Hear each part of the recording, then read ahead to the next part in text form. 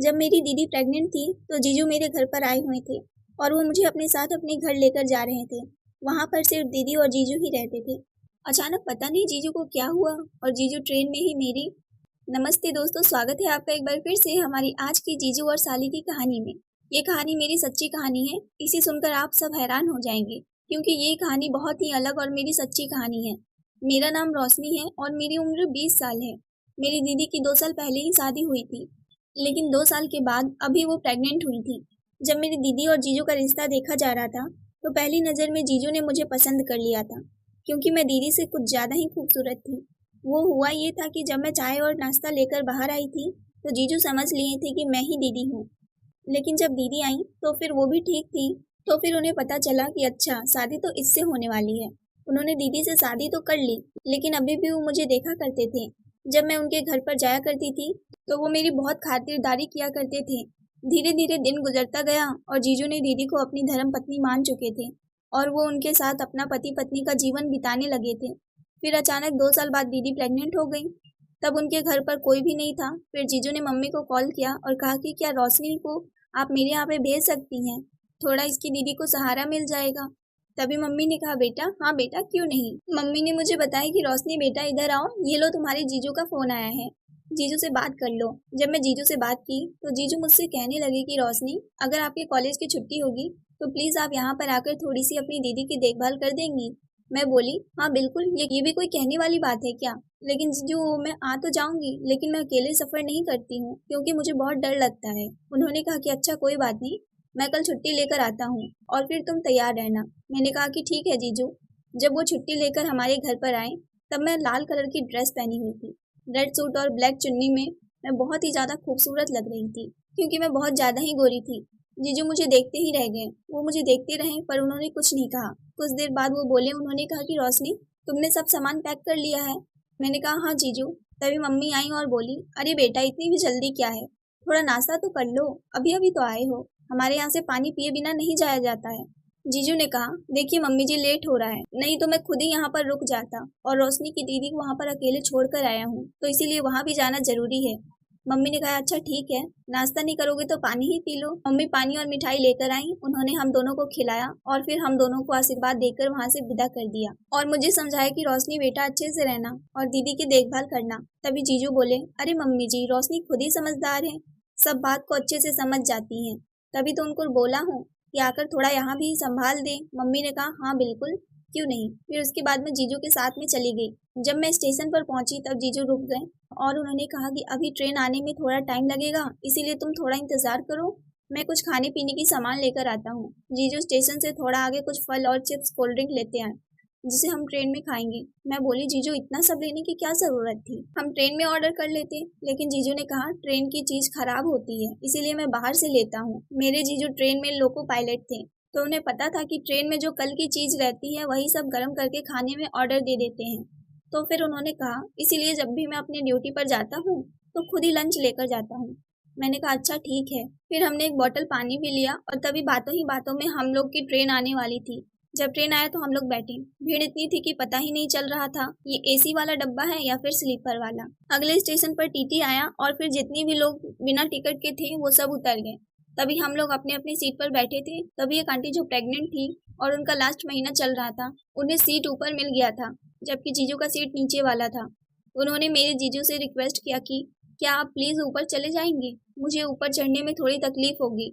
अब जीजू तो ये तकलीफ अच्छे से समझ सकते थे क्योंकि दीदी भी खुद प्रेग्नेंट थी, इसीलिए उन्होंने कहा हाँ जी बिल्कुल, मैं ऊपर चला जाता हूँ। जीजू ने कहा रोशनी थोड़ा साइड हो ना।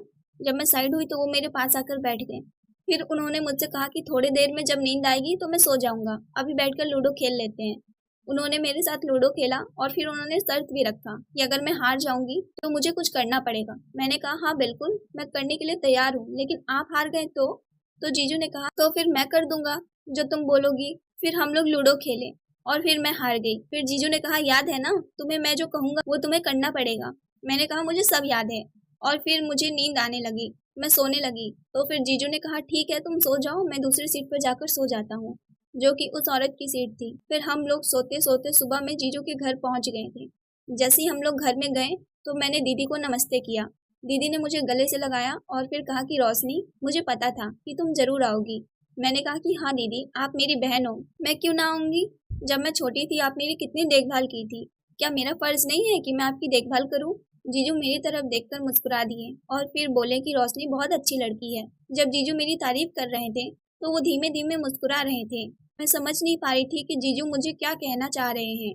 हम और जीजू बाहर से ही नाश्ता पैक करवा कर लाए थे, तो सुबह सुबह हम, दीदी और जीजू तीनों लोग नाश्ता किया और फिर हम लोग आराम करने लगे। दीदी को बहुत ज्यादा थकान हुआ था, फिर वो अपने रूम में सोने चली गई।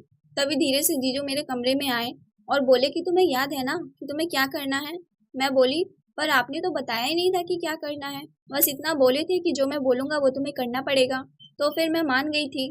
तो आप बताइए क्या करना है। उन्होंने कहा कि कल तुम्हारी दीदी का बर्थडे है और मैं उन्हें सरप्राइज देना चाहता हूँ, तो उन्हें कुछ भी नहीं बताना। मैंने कहा ठीक है, मैं कुछ नहीं बताऊंगी। फिर जीजू ने कहा तुम रात को ऊपर वाले छत पर आ जाना, मुझे तुमसे बहुत जरूरी बात करनी है। मैंने कहा ठीक है जीजू। जब मैं ऊपर रात में गई तो मेरी आंखें खुली की खुली रह गई। मैं बहुत हैरान हो गई थी कि जीजू ऐसा भी कर सकते हैं। अब मुझे कुछ भी समझ में नहीं आ रहा था कि मैं क्या करूं, क्योंकि मैं दीदी की भी बहन थी और जीजू की भी बात को मुझे मानना था, क्योंकि मैं लूडो में हार गई थी और फिर मुझे कैसे भी करके ये शर्त को पूरा करना था। जीजू ने मुझे काले कलर की ड्रेस दी और कहा कि देखो ये कैसी लग रही है। मैं बहुत हैरान हो गई थी कि जीजू मुझे ये ड्रेस क्यों ला कर दे रहे हैं। फिर मैंने कहा ड्रेस तो बहुत अच्छी है लेकिन ये मेरे में फिट नहीं होगी। मैं कोई ना कोई बहाना करना चाहती थी, क्योंकि मैं नहीं चाहती थी कि मैं उनकी दी हुई ड्रेस पहनूं और मैं दीदी के साथ धोखा करूं। फिर जीजू ने कहा हाँ मुझे पता है ये ड्रेस बहुत अच्छी है, तो मैं ये ड्रेस तुम्हारी दीदी के लिए लेकर आया हूँ। तो मैंने कहा अच्छा, हाँ वही तो मैंने सोचा कि ये ड्रेस तो मुझ में बहुत ढीली है, मेरे में कैसी होगी।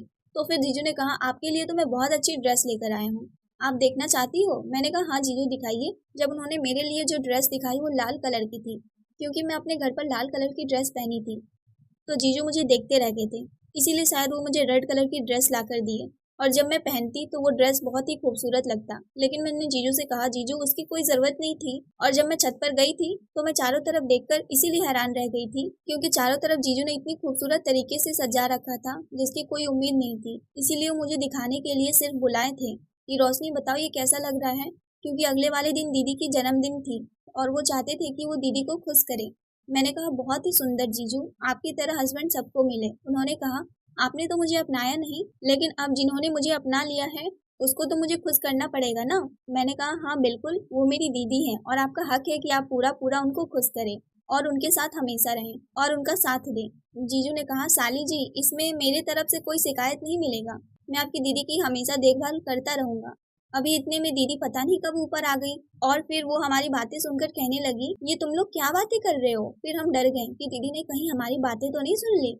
और फिर दीदी ने कहा अच्छा बताओ ना किस चीज पर प्लानिंग कर रहे हो और इतनी सजावट क्यों कर रखी है तुम लोगों ने छत पर। फिर हमें पता चला अच्छा दीदी ने कोई बात नहीं सुनी है और वो अभी अभी छत पर आई हैं। तभी हम लोगों ने दीदी को सरप्राइज दिया और मैंने दीदी से कहा हैप्पी बर्थडे टू यू दीदी।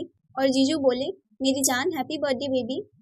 फिर उसके बाद हम लोग ने एक केक कट किया और फिर हम लोगों ने बहुत सी मस्ती की, साथ में बहुत फोटो ली। और फिर कुछ महीने बाद जब दीदी का बाबू हुआ उसके बाद जीजू ने मुझे गिफ्ट के तौर पे मेरे लिए एक बहुत अच्छा रिश्ता ढूंढ कर ले आए, जो कि वो लड़का बहुत ही अच्छे घर का था और बहुत बड़े घर का भी था। मैं बहुत खुश हुई। दोस्तों बड़े जीजू और दीदी का रिश्ता ऐसा होता है जो कि एक माँ बाप के समान होता है, और वो लोगों ने इस चीज को गलत फैला रखा है कि जीजू और साली के रिश्ते में आधा घरवाली का हक होता है। लेकिन असल में देखा जाए तो जीजू भी एक बड़े भाई की तरह ही अपनी साली का देखभाल करते हैं। अगर आप इस बात से सहमत हैं तो कमेंट में अपना विचार जरूर लिखें और कहानी पसंद आई हो तो वीडियो को लाइक शेयर और सब्सक्राइब जरूर करें।